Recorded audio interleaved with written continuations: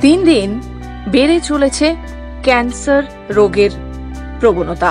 তাই ক্যান্সার থেকে বাঁচতে সহজ 3টি উপায়ের কথা আজ আপনাদের জানাবো। 3টি ভিটামিনের অভাবে হতে পারে ক্যান্সার, তাই রোজ ডায়েটে রাখুন এই খাবারগুলি।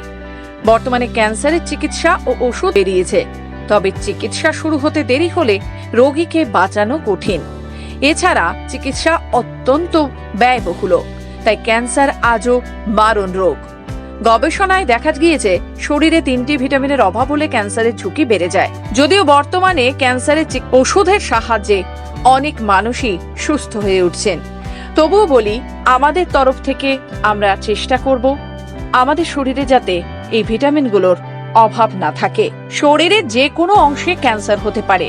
জিনগত কারণ, ঘা থেকে ভিটামিন ও মিনারেলসের ঘাটতি হলেও ক্যান্সার হতে পারে। শরীরে ভিটামিন সির ঘাটতি ক্যান্সারের ঝুঁকি বাড়িয়ে দেয়।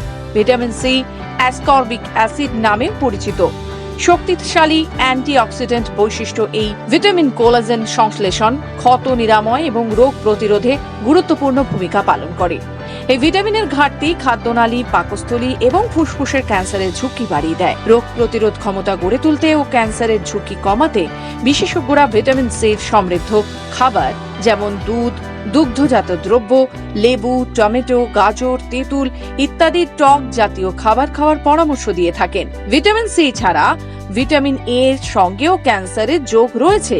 এটি দৃষ্টিশক্তির সঙ্গে রোগ প্রতিরোধক ক্ষমতা বাড়াতে ও জিন গঠনে গুরুত্বপূর্ণ ভূমিকা নেয়। গবেষণায় দেখা গিয়েছে ভিটামিন এর অভাবে ফুসফুস, খাদ্যনালী, পাকস্থলীর ক্যান্সারের ঝুঁকি বাড়িয়ে দেয়। গাজর, কুমড়ো, পাকা পেঁপে, পালং শাক সহ বিভিন্ন সবজি ও ঘি, মাখন, চর্বিযুক্ত মাছ, মাংস, ডিমে প্রচুর মাত্রায় ভিটামিন এ থাকে। তাই ডায়েটে অবশ্যই রাখুন এই খাবারগুলো। হাড়ের স্বাস্থ্য ও রোগ প্রতিরোধক ক্ষমতা বাড়াতে ভিটামিন ডি এর তো তুলনায় নেই। মূলত সূর্যালোক থেকে এই ভিটামিন পাওয়া যায়। গবেষণায় দেখা গিয়েছে ভিটামিন ডির ঘাটতি স্তন, প্রোস্টেট, কোলেস্টেরল এবং অগ্ন্যাশয় ক্যান্সারের ঝুঁকি বাড়ায়। এই ভিটামিনের ঘাটতি পূরণে শরীরে রোদ লাগান ও ডিমের কুসুম, সামুদ্রিক মাছ, ফল ডায়েটে রাখুন। সাধারণভাবে আপনাকে সুস্থ রাখতে আমাদের সুস্বাস্থ্যের এই প্রতিবেদন।